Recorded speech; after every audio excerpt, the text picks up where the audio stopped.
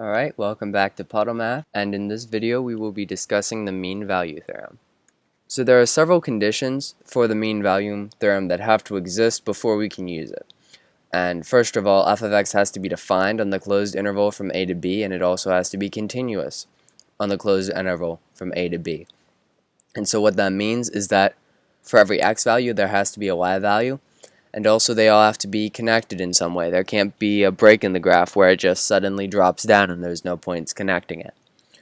And also, the other condition that we have for the mean value theorem is that f of x has to be differentiable on the open interval from a to b. So if this is true, then we can use the mean value theorem, and by using it we know that there's a constant c that exists and it is in the interval. So a is less than c, is less than b, so c is in between those two values at the ends of the interval, and the derivative of the function when c is substituted into it, so whatever that value is equal to f of b minus f of a over b minus a.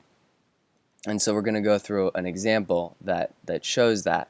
And so here in yellow we have the graph 400 minus x squared, and a in this case is 0 and b is 20. So we have this interval of the function here, and what we have here in red is the average slope over this interval, because f of b minus f of a over b minus a is the definition for the average slope of a function.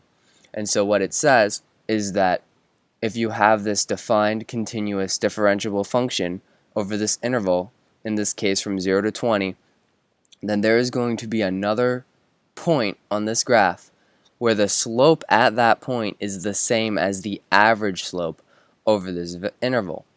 And so we know that a point exists here where that is true, because this graph is defined continuous and differentiable.